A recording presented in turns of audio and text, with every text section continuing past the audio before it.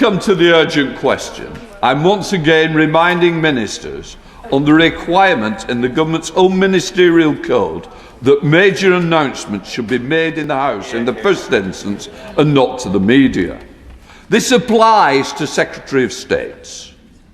It is disappointing that the Secretary of State for Defence gave a speech on television. The Speaker opens the session by raising serious concerns about how government announcements are being handled. He reminds ministers that according to the ministerial code, major announcements should always be made in the House of Commons first rather than being revealed through television or media interviews. He expresses disappointment that the Secretary of State for Defence chose to deliver an important speech on television the previous day while no formal statement was presented to members of Parliament. Today, and no statement from the government has been made in this House. And I hate to say, the House went up at 3 o'clock yesterday. There was a huge gap of time that could have been taken. This is the third in a row from the Defence where it's been put to the outside, to the media rather than here. We are elected members of Parliament. All ministers serve this House, not Sky News or the BBC. So I do hope the message is going back. The ministerial code is not fit for purpose if this continues to happen. So I hope it's going to be used and make sure that ministers take it seriously. So please, as I stated yesterday, matters relating to defence of the realm should always come to this House first. The Speaker points out that the House had risen earlier that afternoon and there had been enough time for ministers to come to Parliament and address MPs directly. Continuing his remarks, the Speaker stresses that this is not an isolated incident. He says this is now the third time in a row that defence-related matters have been presented to the media before being brought before Parliament.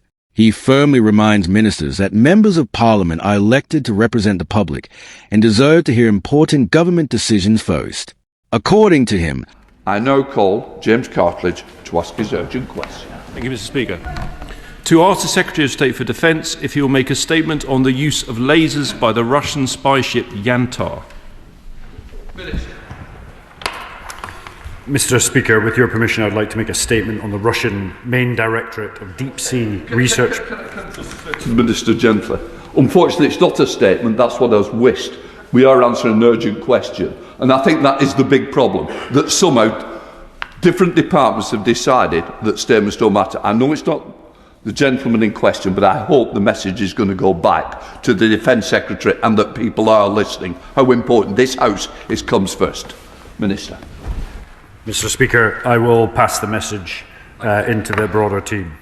Ministers are accountable to the House of Commons and must treat it as a primary place for announcements rather than giving priority to television networks or news outlets.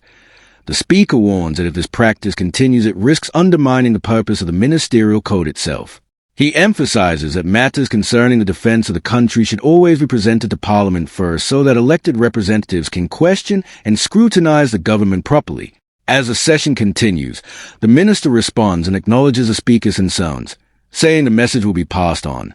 The exchange highlights the importance of parliamentary accountability and the expectation that ministers respect the authority of the House when dealing with serious national issues. After the Speaker finishes his warning, the urgent question is formally raised in the chamber. An MP asks the Defence Secretary to clarify reports regarding the activities of the Russian spy ship Yantar and its alleged use of lasers.